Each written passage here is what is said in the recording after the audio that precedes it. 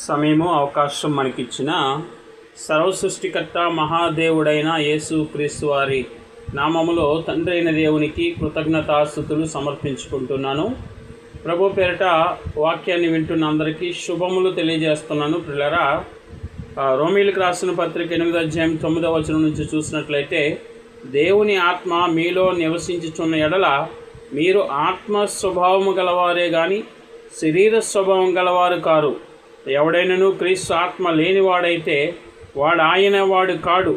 క్రీస్తు మీలో ఉన్న ఎడల మీ శరీరము పాపం విషయమే మృతమైనది కానీ మీ ఆత్మ నీతి విషయమే జీవము కలిగి ఉన్నది. మీరు శరీరానుసారంగా ప్రవర్తించిన ఎడల చావలసిన వారు ఎందురు కానీ ఆత్మచేత శరీర క్రియలను చంపిన ఎడల జీవించెదరు.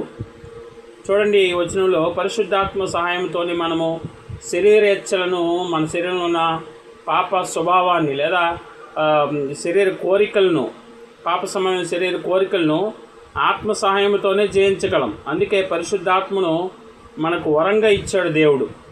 సో పిల్లరా, భక్తి జీవితంలో పరిశుద్ధాత్మ యొక్క ప్రాముఖ్యతను మనం గుర్తించాలి.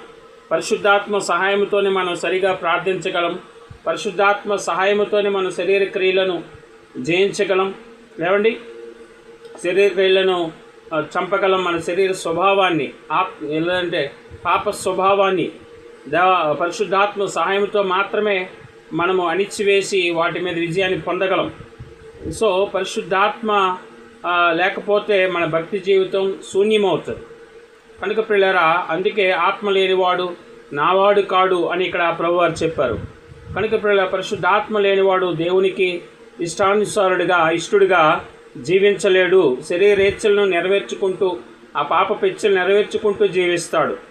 కాబట్టి పిల్లరా, దావీదు గారు ప్రార్థన చేస్తున్న ఒక ప్రార్థన చూసినట్లయితే, దేవా నా యందు శుద్ధ హృదయం కలగచేయుము, నా అంతరంగంలో స్థిరమైన మనస్సు నూతనంగా పుట్టించుము, నీ సన్నిధిని నా యొద్ద నుండి తీసివేయకుము అని ఇక్కడ బత్షెబతో పాపం చేసిన దావీదు తన పాపను ఒప్పుకొనుచు, నేను పరిశుద్ధాత్మ లేకపోవటం వల్లనే నేను ఈ పాపం చేశాను, నా అంతరంగంలో స్థిరమైన మనసు లేకుండా పోయింది.